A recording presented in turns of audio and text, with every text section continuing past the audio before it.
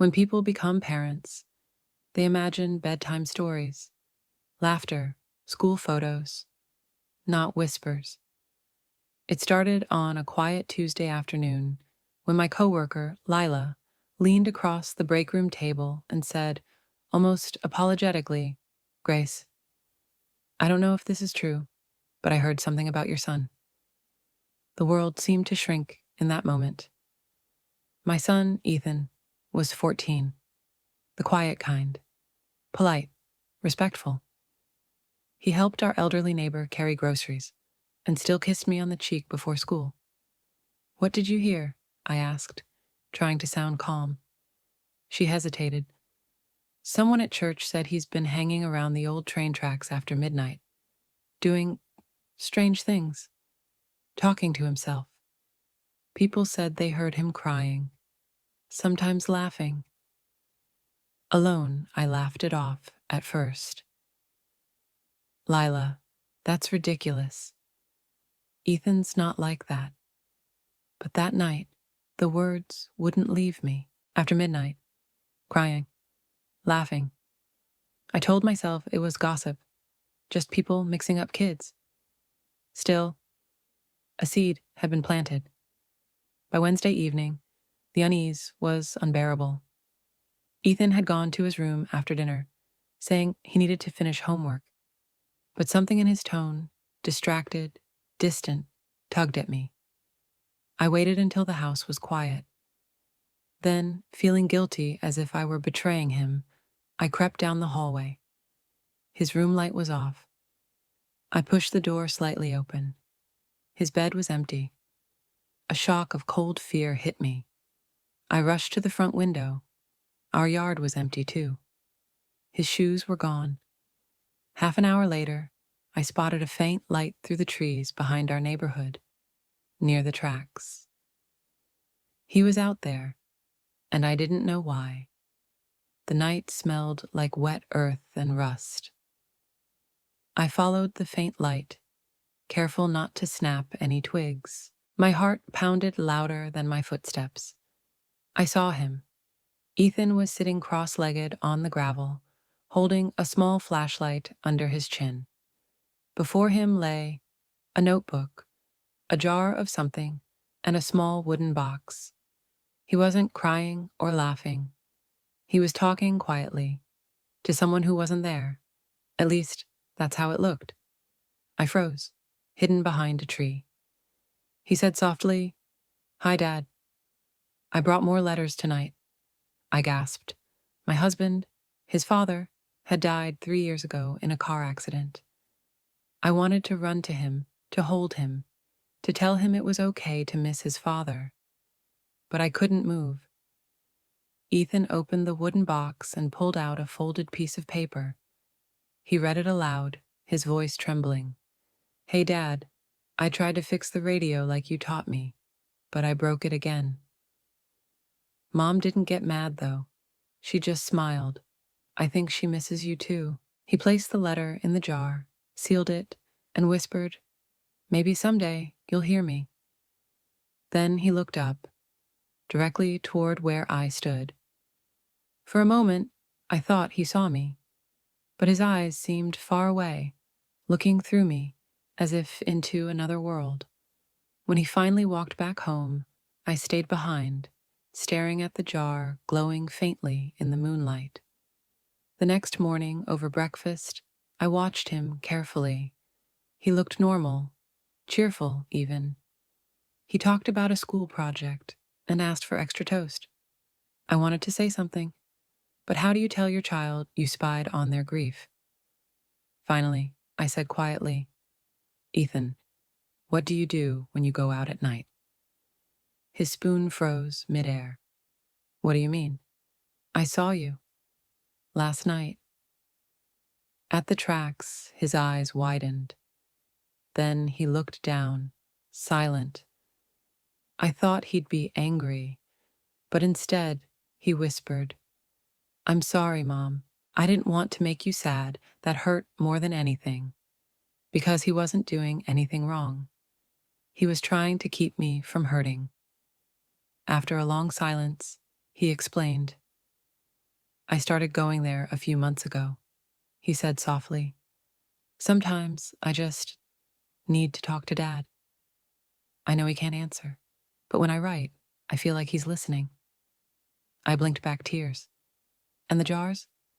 He smiled faintly. Dad and I used to bury time capsules, remember? So I write him letters and leave them there. When I feel better, I take the old ones home and burn them. I call it sending smoke mail. I laughed through tears. Smoke mail? Yeah, he said, grinning now. Dad always said smoke carries messages faster. The simplicity and beauty of that broke something open inside me. But part of me still wondered, why had people heard laughing and crying? There was more to his midnight visits. The following week, I drove home early from work. As I passed near the tracks, I saw Ethan again, but this time he wasn't alone. A man in an old army jacket stood beside him. I slammed the brakes. The man's posture was strange. Not threatening, just sad. Ethan was showing him the wooden box, nodding solemnly. I stepped out quietly and started walking toward them, heart racing. But by the time I got there, Ethan was alone again. No sign of the man, no footprints, nothing. Ethan, I called. He turned, startled. Mom, you scared me. Who are you talking to? No one, he said quickly. I was just practicing my speech for school. But his voice shook, and his hands were trembling. That night, I couldn't sleep. Who was the man? Was someone meeting my son in secret? I went to the tracks the next day in daylight. I found one of Ethan's jars buried under loose soil, and next to it, a small metal dog tag. It read, Thomas R. Green, 1973. I froze. That wasn't my husband's name. When I asked Ethan later, he turned pale. Mom, you found Mr. Green's tag? He explained, he's the man who comes sometimes. He used to be a soldier. He says he knew Dad. He helps me with my letters, I almost shouted. Ethan, your dad never knew any soldier named Green. But the fear in his eyes stopped me. He wasn't lying. He believed every word. I started researching. There was no Thomas Green in any of my husband's records, no old friends by that name. But there had been a veteran named Thomas Green. He'd lived 2 towns over and died in 1985. The night after, I followed Ethan again. When the figure appeared beside him, my whole body went cold, because I saw him this time. Tall, with weathered skin, eyes soft but full of sorrow. And when Ethan turned to point at the stars, the man looked right at me. Then he smiled, not menacingly, almost grateful, and vanished like smoke. I screamed. Ethan ran to me, terrified. Mom, what's wrong? I couldn't answer, because the air still smelled faintly of tobacco and pine, the scent my husband used to wear. The next morning, I sat Ethan down. Honey, I said, voice shaking, I saw him too. The man you call Mr. Green. His eyes widened. You did? Yes. Ethan, who do you think he really is? He hesitated, then whispered, I think he's someone who didn't get to finish saying goodbye. That answer hit harder than anything. We went together that afternoon to the tracks. We dug where the jars were buried and found a faded photograph beneath one, a young soldier holding a baby. On the back, written in shaky handwriting, for the ones left behind, TG. Ethan turned to me, tears in his eyes. Mom, maybe Mr. Green helps lost people find each other. Maybe he helps Dad send smoke mail back. And for the first time since my husband's death, I didn't feel haunted by loss. I felt surrounded by love, invisible but present. For a few days, I let Ethan continue his smoke mail letters in peace. But something had changed. When he wrote now, he'd pause, as if listening. Then he'd smile faintly and keep writing. One evening, as I watched him from the porch, he said, without turning, "Mom, he heard me." I froze. "What do you mean?" "Dad," he said simply. "He said thank you." A chill swept through me. "Ethan, what? How did he—" He turned, eyes glowing softly in the porch light. "I wrote about the radio I broke, and last night it turned on by itself. Just for a minute. It played Dad's favorite song, the same song my husband used to hum while fixing the old pickup truck, Fields of Gold. It was impossible. Yet I couldn't deny the goosebumps on my arms. The next night, I joined Ethan by the tracks for the first time. We lit one of his letters together, letting the flame curl the paper's edges. The smoke rose, twisting upward into the cold air. Ethan closed his eyes. "Good night, Dad." Then he looked at me. "Mom, you can say something too." I swallowed hard, tears stinging. "Hey, love," I whispered. "We're okay. He's growing into someone you'd be proud of." The smoke drifted higher, and for just a heartbeat, I swear I saw two wisps curl into the shape of holding hands before dissolving into the night. Ethan smiled through his tears. He heard you too. And somehow, deep inside, I knew he was right. The next day, I searched for Thomas Green. In the local veterans' records, I found something that froze me. His grave was listed in Maplewood Cemetery, barely 10 minutes away. Ethan insisted on coming with me. The grave was simple, moss-covered, the letters almost unreadable. Thomas R. Green, 1949 to 1985. He carried others' burdens. Ethan placed a jar on the grave. Inside, it was a small folded paper. "What did you write?" I asked. He smiled softly. "Thank you for helping my dad." We stood in silence, and though there was no wind that day, the jar rattled gently, as if something unseen acknowledged the message. That night, I was looking through old albums when something caught my eye, a group photo from my husband's college volunteer program. In the corner of the picture stood a man in uniform, Thomas Green. My breath hitched. My husband, Michael, was beside him, smiling. On the back of the photo, a faded note in Michael's handwriting. "Green saved my life. I owe him everything." I felt my heart swell with both shock and gratitude. So Green wasn't a stranger. He was the man who once saved my husband. And now, maybe in some mysterious way, he was saving my son. That night, I dreamt of the tracks. The moonlight glowed silver, and I saw Ethan sitting with both men, Michael and Green, beside him. Michael looked at me, smiling the way he used to before the accident. He said, "You watched over him, Grace. Now it's time to let him grow."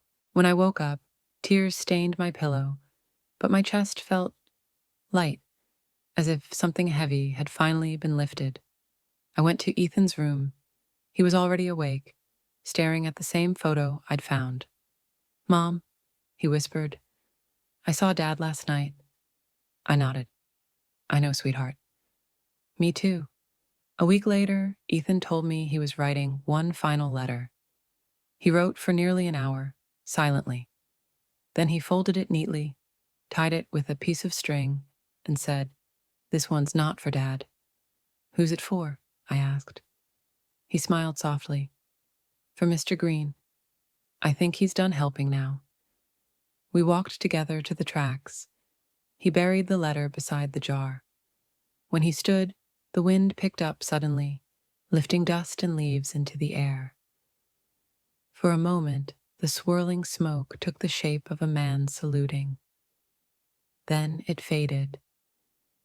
Ethan whispered, "Goodbye, Mr. Green." The following evening, as I was preparing dinner, The old broken radio on the kitchen counter suddenly clicked on. The dial glowed softly, and static filled the room. Then came a familiar voice. Not words exactly, but a low hum, the melody of Fields of Gold. I froze, spoon in hand, heart pounding. Ethan came running in.